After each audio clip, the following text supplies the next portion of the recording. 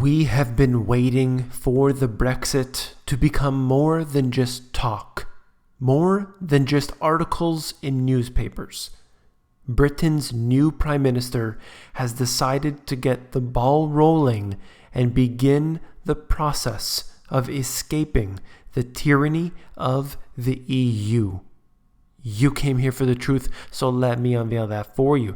Let's look at what has happened with this Brexit. I haven't been covering this for a little while as it has gone sort of dormant in the media, but of course, here we are. So let's first begin with this article, which is talking about Deutsche Bank. I just wanted to mention it first because I've been covering it regularly over the past few days. The head of Germany's financial regulator warned on Saturday of the negative perceptions that could lead to a downward spiral on the markets at the end of the week that saw Deutsche Bank shares battered by a crisis of confidence. Is it really a crisis of confidence when your stock has gone down from over 100 down to essentially nothing? Is that considered a crisis of confidence? That's what happens. You use that term when a company loses its CEO, for example. That's a crisis of confidence. People start getting spooked. What happened with Steve Jobs, for example, and the stocks can go down as a result. This here is everybody abandoning ship. There's a difference with this. Okay. This individual said, I warn people not to let themselves be drawn into a kind of downward spiral of negative perception. Not every nervous market reaction is backed by objective facts. And this is the kind of propaganda that we see in the media all the time. All I will say is that we are headed for worse things for Deutsche Bank. It's not going to be all pretty. It's not going to just start regulating itself and then slowly but surely it, gets stronger and stronger. It doesn't seem like the likely equation from all of this mess. That's at least what I have gathered here based on what we had seen during the financial crisis and ever since. All right. And another thing was he blamed the low interest rate environment for eating away at the bank's profitability, but said the institutions needed to react fast. Painful cuts will be unavoidable. That's right. In this dire situation, we see this a lot of times with financial companies. They decide to quote unquote increase productivity. That means lay off people and try to appease the shareholders. That, of course, corporate profit being the name of the game. This right here is very interesting, I found, because we've been hearing a lot of talk about the Brexit. We've seen so much happen. And Brexit obviously being very important, everyone sort of has their eyes peeled. And this has just come out. The Prime Minister will use her speech to the Tory party conference tomorrow to announce her repealing of the 1972 European Communities Act, which is the current vehicle by which the EU implements these laws in the UK. Huge news. Huge. When you think about that, repealing the law that they're using is the ultimate first step in getting the Brexit going. This is massive. If it goes through, of course, this will be, in fact, the first step towards a Brexit. Everything up until this point has been truly, in a way, nothing. They've been nothing but talk, nothing but rhetoric. And now we could have the first step. So let's keep a very close eye on this. This is obviously extremely important, not just for Britain, but for the entire EU, because it sets the standard then that other countries could do the same. There will be some short-lived pain. I do believe that. And it could even extend into the midterm. But long term, every country will benefit from escaping the tyranny, escaping the clutches of the EU. And I'll move on from this article right here. If you're interested, of course, you can read that. I'll put in the description as always. This right here, although we had seen it in the news many times, it's coming, it's finally here and is just sort of just thrown off to the side. Nothing to see here. But I believe that this is absolutely crucial.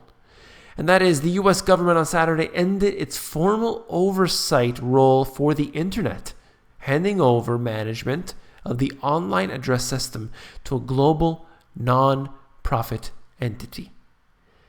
I've mentioned it before, and I'll just say essentially the same thing, and that is, do you really want one country holding such an important dealing with such an important matter?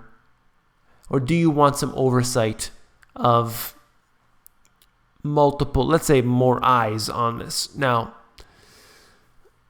I could see both sides of it, because having multiple countries looking into it would be beneficial for all parties.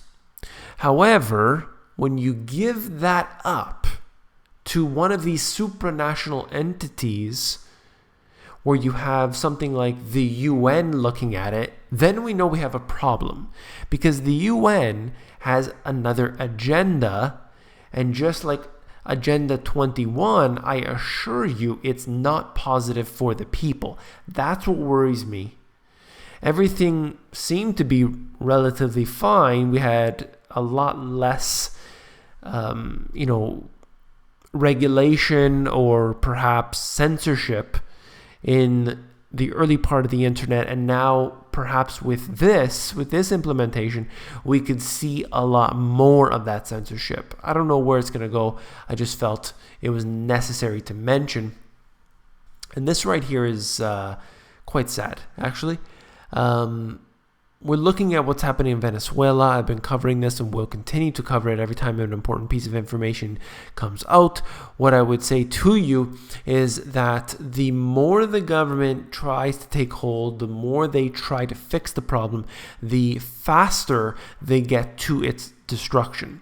Thousands of mental health patients, many of whom have been living relatively normal lives on their medication, are drifting into despair and psychosis because the country has run out of the vast majority of psychiatric medicines, leaving families and doctors powerless to help them. This right here is, in fact, what happens in any situation like this, where you have a breakdown of society, a breakdown of the economy, breakdown of the government system. And what do they try to do? They try to latch onto more power. It's causing this great collapse that is occurring. If you look at inflation, experts, so-called experts in the IMF have suggested over 700% in inflation. I don't see this getting any better. I see it getting worse, and it is spreading geographically. There is a flood of people just heading in all directions from Venezuela, and this doesn't look good for them at all. And if we just move on to the last article here, very interesting to say the least.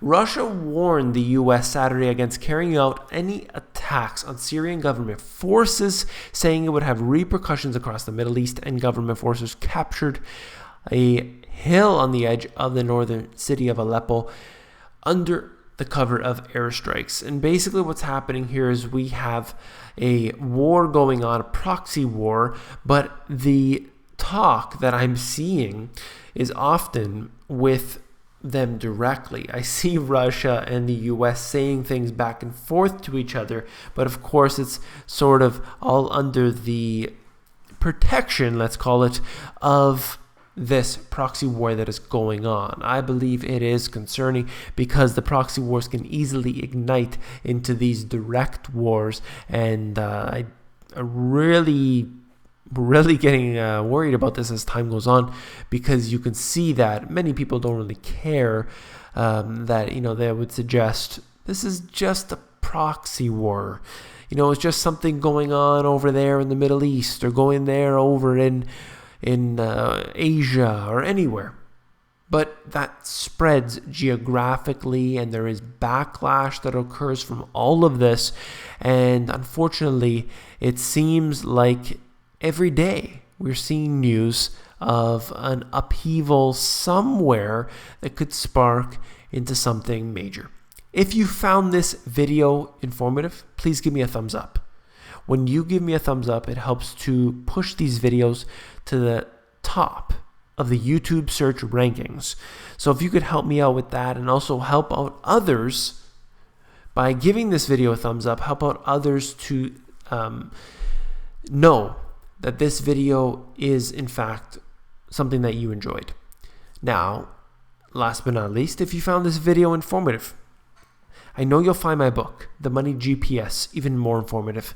You can head over to Amazon, where they have a look inside feature that's going to allow you to flip through the pages of the book to see if you like it. Take care.